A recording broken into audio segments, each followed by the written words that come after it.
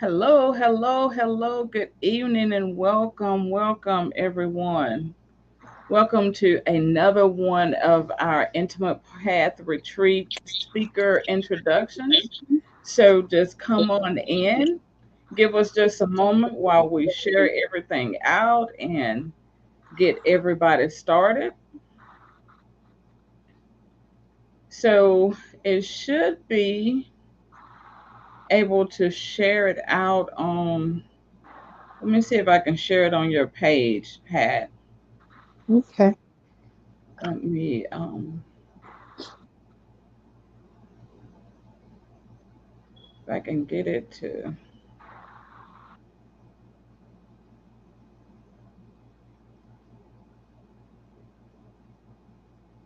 should be able to should be able to let's see, it should have been everybody just jump on in and give us just a moment. Go ahead, and if you are someone who are sitting on the bench thinking about this retreat or know somebody that you want to bring with you, go ahead and invite them in because we're going to get started.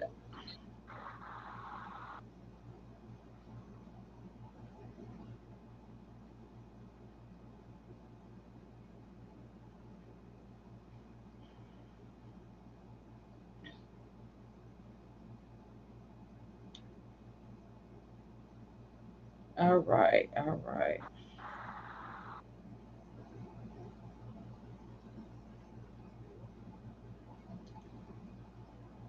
All right, everybody who have not joined us before, I'm Andrea Merriman, your creative harmony coach and master domestic violence help coach. I have with me tonight a good friend of mine, Dr. Pat. We're going to be talking to you about our intimate path retreat. So if you just want to come on in and be able to um, help us on this, and we've got some good conversation. It is not letting me share good. That is the only thing I've had problems with this. Okay, there we go.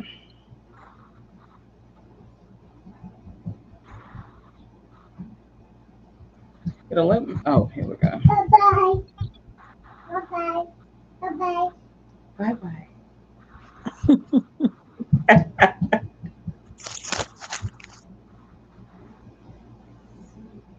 All right, Pat. I believe I finally got it shared on your timeline. All right. Just wanted to be able to have us in so we can have that good conversation and be there for everyone. So, everyone, again, thank you for joining us this evening. This is another one of our speaker interviews. If you have not already, go ahead. We have a few seats left where you can register and join us September the 8th through the 10th at our Intimate Path Retreat. And it's going to be a time for you if you're a faith leader, if you're an advocate, if you are a woman looking for your next and looking for your inner healing and just some spiritual time with friends and new friends. Come on in and join us. And tonight, one of my friends who is a phenomenal motivational speaker, Dr. Pat. Dr. Pat is married to a wonderful man, Mr. Ronnie. Just say Mr. and you'll have the right person. She is the mother of three adult sons, a bonus son. She is also a proud grandmother of 10, 10, and a one great grandchild. So she got all them babies she's loving on. And she has numerous accolades and degrees, and her life mission is to add to the kingdom of God and to make a difference in the lives of others. Not only that, she is a licensed clinical health a mental health counselor, a supervisor in North and South Carolina. She's been doing this for over 24 years. And if you are someone that has been dealing with depression, anxiety, relationship issues, parenting problems, career challenges, and just mental health issues that may have been derived from physical trauma or emotional abuse, Dr. Pat is somebody that can help you through that.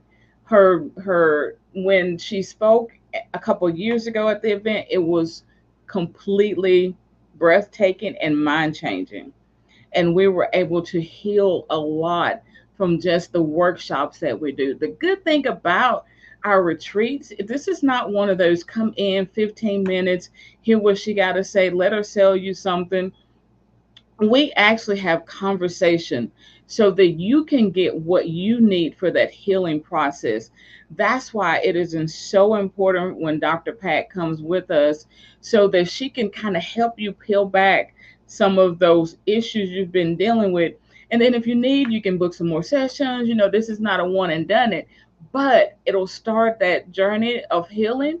And if you've already been on that journey, it'll give you peel back another layer.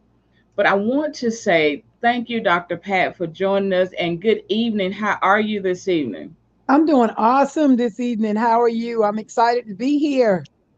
I am super, super excited, and always excited when we can get together and just talk. But for us to be together now and sharing this information, because as I said before, I've seen you in your professional life work with people and help them, and I've heard you speak and I've heard the things that you have done. So I'm really privileged and excited to have you with us again this year. So I'm going to be quiet for just a little bit, let you talk a little bit about who you are and what you do. I kind of gave some of the mama stuff and the grandma stuff, but tell them a little bit about why you do what you do and give us a little bit of background about you. Okay, well, I was a teenage mom, very young when I had my first son. And then I turned around and had my second son shortly thereafter, about a year later, the, it was very difficult. I grew up in a two-parent home, so that was not an issue.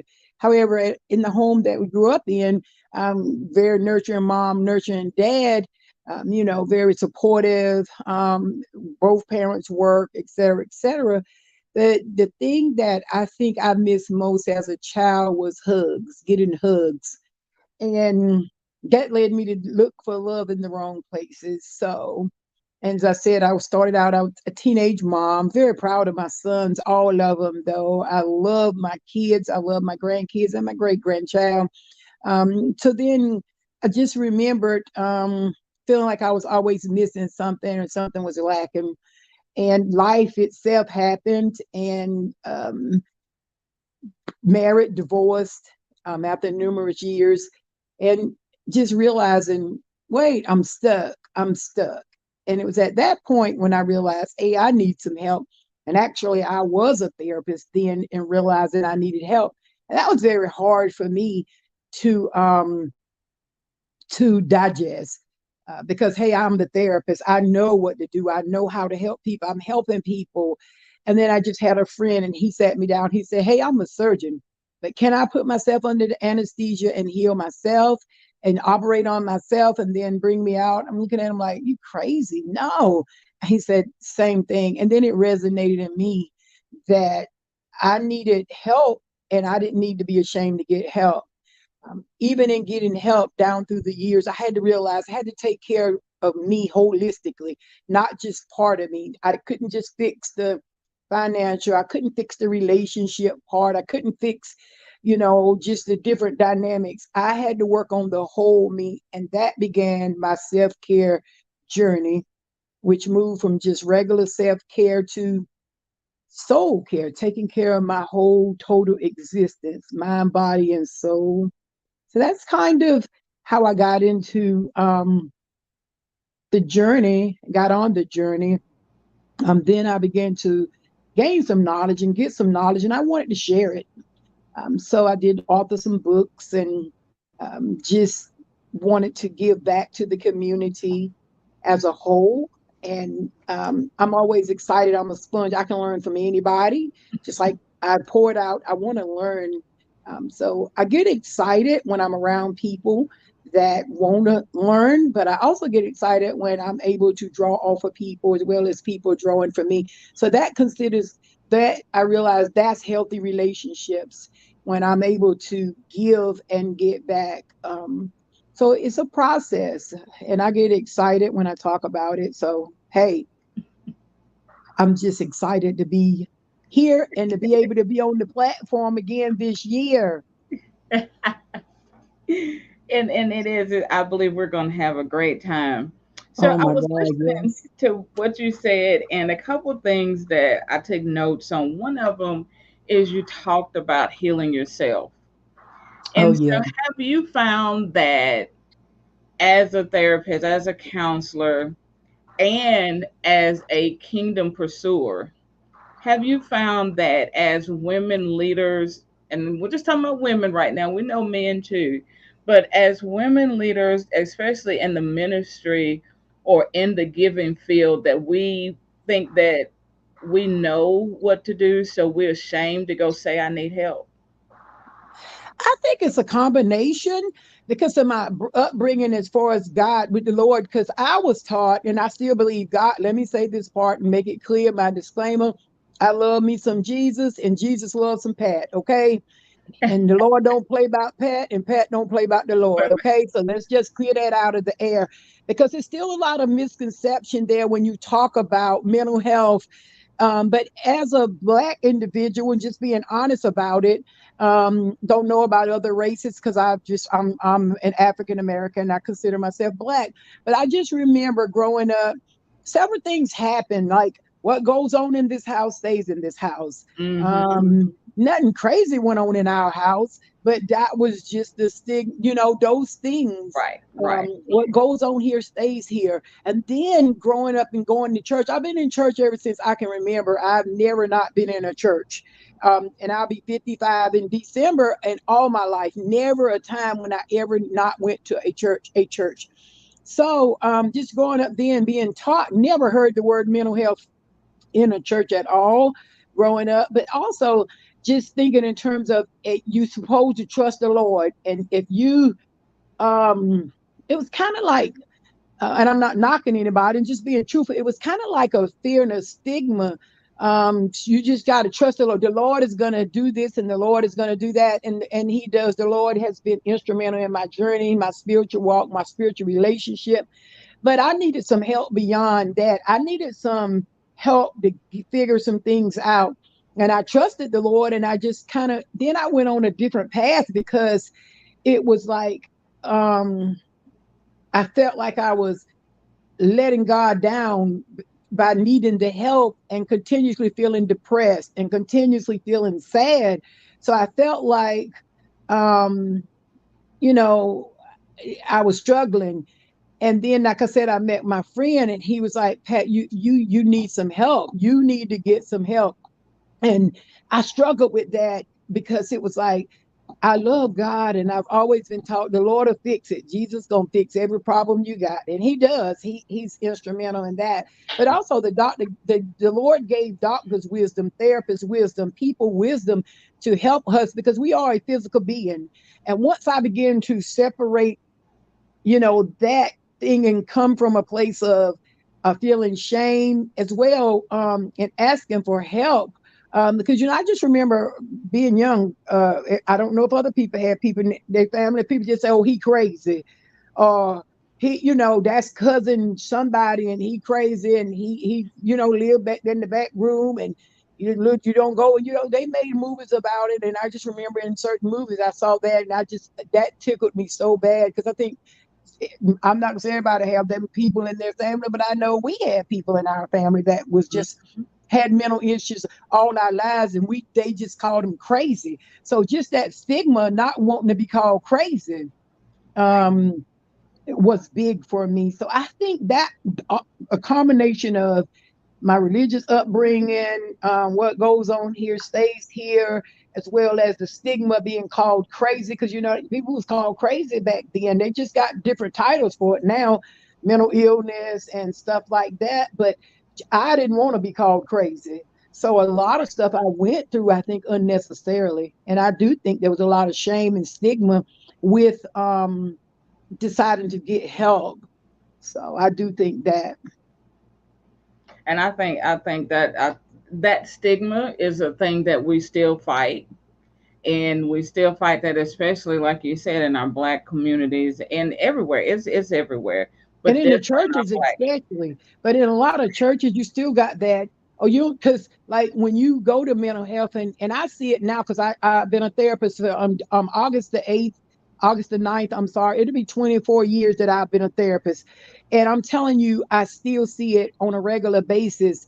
When I see the pastor wife, even when in domestic violence and stuff, you That's got what I to was take gonna this, ask. you got to endure this, and then you don't trust God. And I'm just sad to say it. I tell them all the time, it's okay. I got the t-shirt. I should have worn my shirt tonight, come to think about it. It's okay to love God. It's okay to love the Lord, but it's okay also to have a therapist, because for some reason I had to come to a place, Andrea, to think God don't want me beat up. God don't want me cheated on. God don't want me talked to. Why is it okay? And it was that funnel that I had to process through to be able to fully seek help and not be ashamed, and put my sunglasses on and my cap on and my scarf and go to my therapist. And the good part now is there is telehealth. I thank God for telehealth, because in that process, I see pastor wives, pastors themselves, so many Mhm. professional women. I see them, and I thank God for telehealth. COVID was horrible, but some things that came through COVID, it also helped a lot of people. And I had to be free, so I had to say I'm either going to stay in bondage as a saved individual.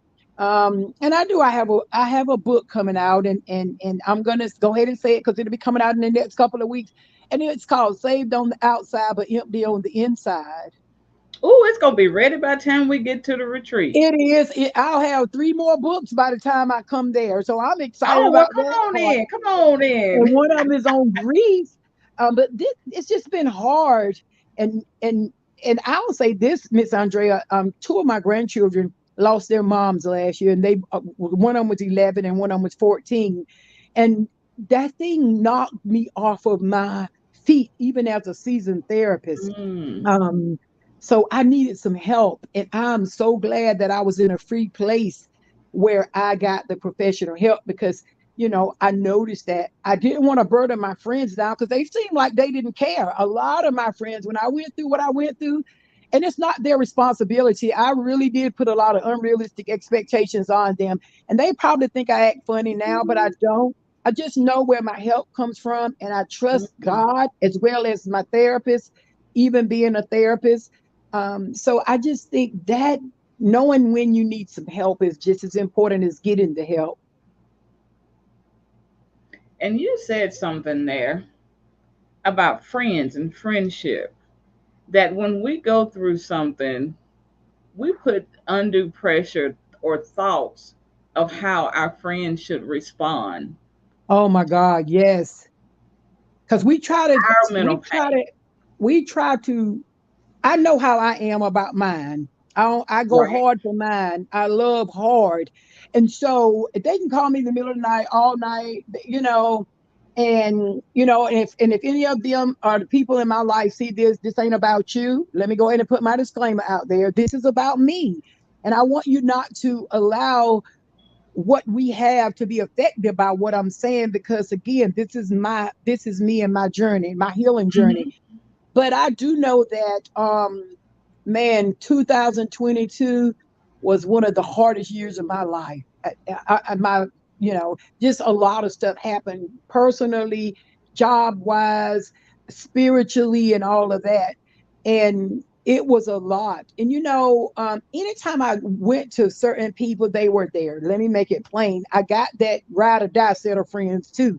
Right. However, Right. I noticed that those that I was there for, if I went to them like twice, not even talking about the same time. It was like, this is a lot. You overwhelming me. And it was at that place where I was like, let me pull back and let me rely on this professional person, because I know that leaning on them was impacting our friendship. And then I wanted them to give back to me like I gave out to them. And that is very Mm. unrealistic. That is a unrealistic expectation. And it sounds like it sounds like crazy probably to some people, but it is because I'm me. I love like I love. Everybody love differently, and everybody has a different expectation of what that looks like. And I think when you expect people to love like you love, I think that creates more problems, because then when they don't do it, Mm. you get upset, you get frustrated. Because I did. I just remember I just call people all the time when I'm checking on them. I check in, I call on them. Child, my phone was dry as a Georgia. Who just dry? That's all I could say. And I'm like, somebody, anybody. And then I began to get angry, but I had to release that so Mm. that I could continue to have relationship with these people, because then I realized they are not responsible for my well-being. They are not responsible for my mental health. They are not responsible for me. But then I can assure you that after I went through all I went through, then I realized, should they be in my inner circle or should they be in my outer circle? So, yeah, to some people, I do act funny. No, it's not that I act funny. Some of y'all just change places in my life. And I didn't have to have a discussion on it. I didn't have to talk about it. And let me clear the air. I'm not angry. I'm free, because now I just let people love me how they want to love me. And that makes everything okay, because then that means if you are not loving me like I feel like, are reciprocating it back, I'm not angry. I'm not frustrated. I just know that you're giving me all you want me to have, and I receive that part. But I also know that if that's the best you can do, I don't need you in my inner circle. You got a place in my life, and we're going to keep pushing and keep moving. That's how that was a part of my healing journey. Just releasing people, letting them go, and letting them love me, sitting back, evaluating, okay, this is how she loved me. She called me and reach out to me once every 2 or 3 weeks. And I gotta accept that's all she want to give me, because that's all she's giving me. That's all he's giving me.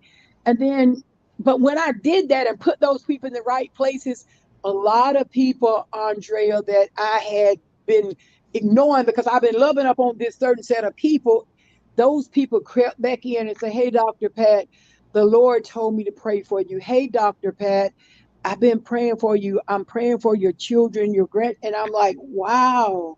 And I totally been ignoring all y'all, because so what that also taught me was take the limitations off of how I allow people to love me, in a sense, and just Mm. meet them where they are, and flow and know their position in my life.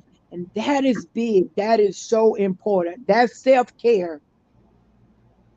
You That just is freed self-care. somebody tonight. Just tonight. We ain't even got to the retreat, and you I already know just it, child. freed I'm just somebody. excited to go and Girl, receive. I'm you thankful. just freed. Girl, you just freed somebody. Do you hear I'm me? thankful. I am so thankful and grateful and blessed. I am. And every year I get a life theme. So my new theme from July 1, 2023 to June 30th is calm, cool, and collected. Girl, and you just freed somebody so they can be calm, because somebody has just realized that they have too many expectation on people who Yeah. are not in the position to give it. Yeah. Or not necessarily not give it. Some of them can give it, but they don't want to give it because you're not as important to them as they are to you. Mm. So in other words, my favorite thing is, I got two slogans too: don't pour from an empty cup, but also stop making people, places, and things a priority in your life when you're only an option in theirs. So when you show me that I'm an option, that's the trick. I love you. It does not change. It just, I can love you so much better then, because the other way, when I'm expecting you to be there, or and all of the other stuff, and not necessarily be there. And now I'm not talking about financially. I can take good care Right, of right. myself. And the Lord blessed me with a husband that is a provider, a protector, and all of those other good things. So that's not what I'm talking about. I'm just talking about, in other words, a lot of y'all say having my back or having somebody back. It's one of the most hurtful things I've ever experienced in life was when I needed somebody to have my back and nobody had my back. And I'm gonna revise that and say when I needed certain people to have my back, they didn't have my back. But I promise you, God always had people to have my back. My back. My pastor would say, "Hey, Sister Pat, I'm text." They call Pastor, Miss, the pastor, the first lady would call. So some of my praise team members, they would check in and stuff. And my family and my friends and coworkers, people call and say, "I had you on my mind." I was like, "No, this is a divine appointment. It's just you didn't have me on my mind. God knew that I'm struggling today, and He said." Hey, nobody's in that circle going to call Pat or reach out to Pat. I need you to do it. And Right. so don't Right. be afraid to sift through your life. And that was part of the healing journey, sifting, because God always Mm. replaced what's taken out and He'll give you double for it. I promise. Trust Him. You got to trust God when it comes to caring for yourself. But there has to be a cleaning out. There has to be a pruning phase, and there has to be a rebuilding phase, a renewal phase, and a reconnecting phase. So once you go through those phases, you're gonna be okay. And that You're and gonna, that's like one of those evolving things too, because once you get there, then you'll find out you're in another space and it's time to grow some more. And he'll yeah, take but you through then that piece and again. then that stuff don't hurt me no more. That these people didn't call me. That stuff doesn't bother me no more. That stuff doesn't bother me. They didn't. It's like wow, and I'm like, I wish I would knew this a long time ago. And then it's like help somebody. You gotta help somebody get free because that is some hurtful stuff. Loving people and they don't love you like you think they should is one of the biggest problems I experienced and I had. But loving people and letting them love you the best way they can has been totally rewarding and freeing for me. And I think that I resonate with that because I've been through the same process and I understand it. And and I've often told victims that I've worked with that that's one of the things they have to get over from that person that abused them. Just because Mm, they didn't love you the way they needed to, and that doesn't mean you didn't love them, and still not going through that grieving process when you lose them. yes. And so it's important. Go ahead. No, I was just thinking about that part of it, Miss Andrea. When with victims, I keep reminding them you can't control someone else's behaviors or choices and decisions. Right. That does not take away from who you are. It was okay that you loved your dad like you loved him. It was not okay that he victimized you. It's okay for you to love your husband. That's what we're supposed to do. So I think that's the part also. That's that pruning part out, separating everything from the reality of these are the things because we created to love. That's natural for us to love our parents, our relatives, uncles, aunts, grandparents, friends, and stuff like that. But it's not okay for them to violate you. So that giving them to release that part is the basic. I had to release all these people, all these unrealistic expectations I had. First of all, I had to start with me, going in there, releasing everybody that I felt hurt me so I could heal. Because actually, forgiveness is not about them or freeing them. It's really freeing you from a prison that you've put yourself in. Right. Right. That's why I said tonight you already done freeze so many people are gonna catch this on the replay. Because we have this on Facebook and it's also sitting on my YouTube channel, so it's gonna be there for a while. And I know that God's going to be directing some people running through this, even if they've never heard either one of us before. Mm-hmm. Because what you just said, ooh, I hate these little gnats. Sorry about that. What you just said is so freeing to the point that somebody needs to hear it. And I know God will direct people to that. Just like I know that just with this little bit of, and I say little bit, and I don't mean little of the information, but this condensed amount of information we've given tonight. Can you imagine when all of us come together for a whole weekend? Oh my God. I just remember when I came to the other retreat, Andrea, and I was a speaker, I was on the platform, but just in everything just flowed together. Everything that I needed when I got there, I got there. I saw the miracles of God. I saw the sun go down and I videoed it. I actually, when we went on the hayride, Hey, I saw right. the sun physically go down. And the Lord was like, but then at the end of it, we had just had a session where we laid all that stuff down. So it was just so symbolic that right after that session, we went on the hayride up in the mountain, and the Lord allowed me to see the beauty of laying it down. So this thing Mm, is big. I'm telling you, I still am impacted so much by that. I still watch my video, and I realized that. And so many times, the biggest challenge I had was I got so much information, having to unpack the information, and right. just seeing women from different walks of life. I met some awesome people from California, from New York, from just different places, North Carolina, South Carolina. And even though we were it just was not necessarily a national conference, but oh my God, it was so life changing because everybody was able to feel like in a safe place. You created a safe place for us to be able to, yes, present, and the pieces fit right in the puzzle, but you also created a safe place for us to receive healing and continue on that healing path. Some awesome friendships have been made because I stay in contact with the people that have been to the conference and everything. And it's an awesome event. And we did the work. We did the work. We did the work, and I think that was the biggest part, taking the first step to do the work. So I challenge you guys, take the step, come to the mountain is what I call it, up in Asheboro. Come on up there, and we and start this journey, because we my topic is beyond self-care, and that thing is going to get deep, and we're going to do some work, y'all. And we took away not just physical, mental, emotional, financial, interpersonal strategies. The whole self was renewed when we left the conference. And that's what I've been telling people. And you've given me a new term there. Come on to the mountain. And to me, when I heard that, I just couldn't. I don't know. I'll save it for later. But I heard something when you said that.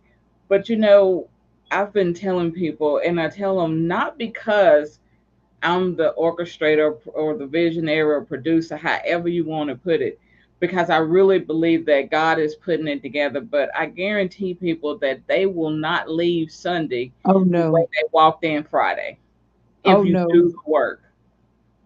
Do the work, and I promise you, you'll be well on your journey, well on your way, and you will have the tools necessary to continue working on you as an individual person, because we are so much more to us than we ever are going to imagine. I just know that God got because I was created with a purpose, and because life had burdened me down and worn me down, and my expectations and so much stuff had took I lost focus.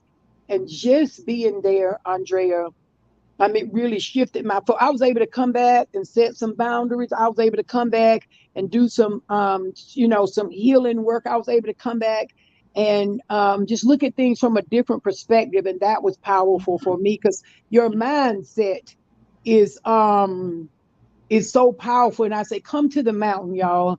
You would never, anytime you go up into the mountain and have a mountaintop experience, you would never come out of the mountain the same. So Mm. I'm just, that's what the Lord gave me when I kept praying for it. I'm always praying about topics and praying about things. And the Lord's like, you're going to go up into the mountain. So that's an experience itself. Just being in the mountain is going to be an experience. And it was just the surroundings was so serene and peaceful. I just sat outside so much, and the presence of the Lord is in that place. I am just being honest. It is there. No, you don't have to speak, and not to mention the food is awesome as Oh, well. girl. Oh my God, we had so much food. And we just ate. I was like, I wonder, can I just go back up there and eat with them from time to time and not be staying there? You know what I'm saying? But it's just a life changing experience. Come to the mountain, guys. Your life will never be the same, and you will be taken care of in the mountain. And yes, when you come down, people are going to say you're different, but that's okay because That's you okay. should be different. It's okay to be different. And that's, and I think, and a couple things that I have really been impressed with myself too is one, people have stayed in touch, like you said, Yes, and everybody has stayed in touch. They've been able to just build that bond that has been um, formed during that weekend. It's not like you're going to go, and I keep telling people, it's not like you're going to go and you're going to have a conference. Everybody's going to get up and go rah rah shish kumbah, and then somebody else is going to go rah rah rah, and then you leave, and you're like, okay, now what? Because we have put it together as a workshop and it flows the way God wants it to flow for you to unpack those things. You have time in there to unpack. There, even when we're eating, even when we go to eat, everybody's still talking about what just happened and how it yes, affected them and building, where are you? And like you said, we've got people coming from California, Arizona, South Carolina, North Carolina, Virginia. yes. So we are coming together because in Tennessee, we're coming Mhm. together because God is orchestrating something. He is putting some things together, and the accumulation of what's going to happen September the 8th through the 10th is going to be totally phenomenal. I already know. Yes. And Andrea, I love it too, though, because you don't give us topics. You allow us, the Holy Spirit, and we rely on that. And I'm telling you guys, you wouldn't believe just how much, and it flows from the time you get up to the time you go to bed. The crafts, the activities that we do, oh my God, it's been like phenomenal stress reliever. And it has also taught me different things to do, even when I get back home, it's just phenomenal. That's all I can say. Coming to that mountain was life changing. And I just hope we see you guys there because everybody deserves to live in peace. Everybody deserves to be happy and everybody deserves to walk in their purpose. And I think this retreat was the turnaround point for me when it says, Pat, you're doing too much. You got to focus on you more. You're doing a lot. You're doing a lot. You got some expectations. And then when those women and those people get up there and pour out their souls to us, we resonate. It's not just people standing before you talking about something or a topic. We Wow. could resonate and it touched us in some form or fashion and it aided in our healing. So I'm just excited, Andrea. I don't want to be no other way, and I'm excited. My husband is excited that he's coming this year. So I'm just ready to get to the mountaintop. All right, all right, all right. Well, I'm not going to hold you too much. I just wanted everybody to kind of get to know you a little bit more and understand some of the things that we're going to be doing when we get to the mountain, and to just understand that, as you said, God has directed speakers to this event, Mm-hmm. and I trust Him to give Yes. you the information and topics that you need. And then once you tell me, and like it took me, I've been trying to put my agenda together, put the agenda together, and it wasn't flowing. And then finally, he gave me what I needed to talk about, and it just, everything else just flowed together. Mm-hmm. And it was like putting pieces of the puzzle together. so that everybody is in a space that they need to give the, like,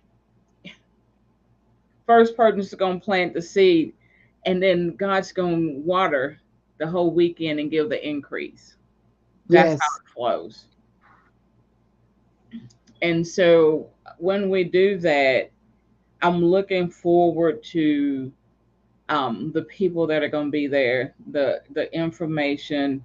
I love it this year that we're going to have several men there, so we're going to get a different perspective and some of the things.